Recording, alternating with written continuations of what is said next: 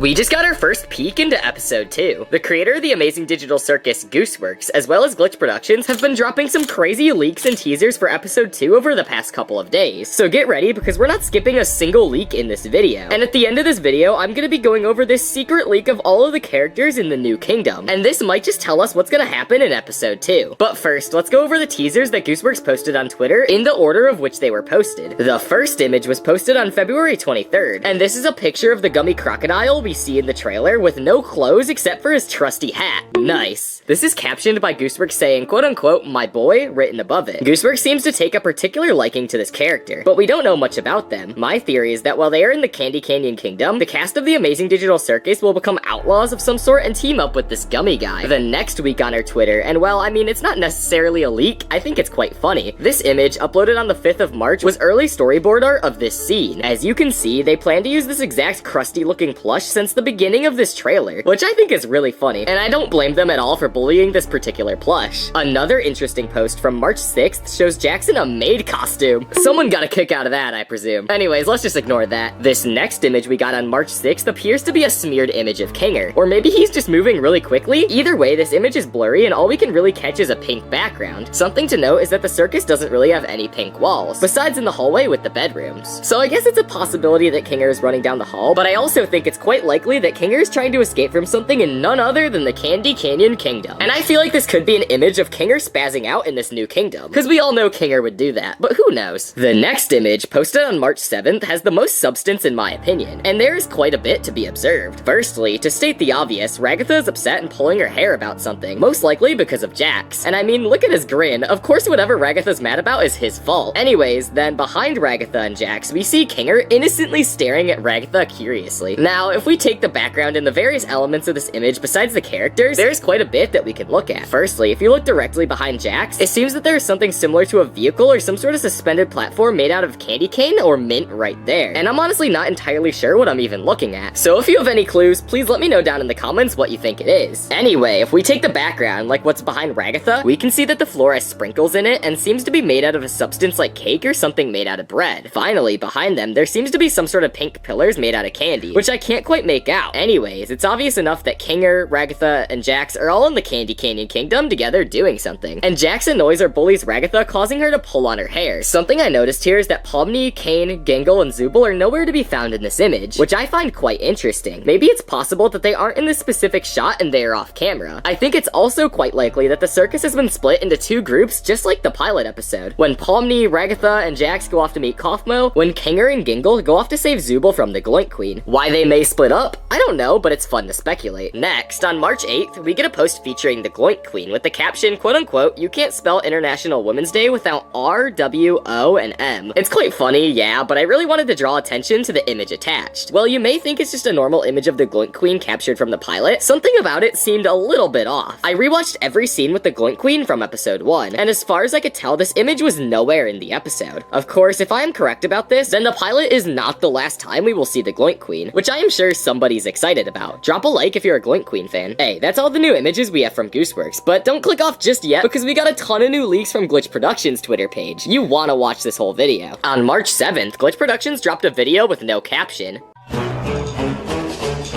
Are you ready? Are you ready? Transformation Central. Reformation Central. Transmogrification Central. Can you feel it? You're changing, you're changing, you're changing, alright. I hope you're satisfied. But if you ain't, don't blame me. You can blame my friends on the other side.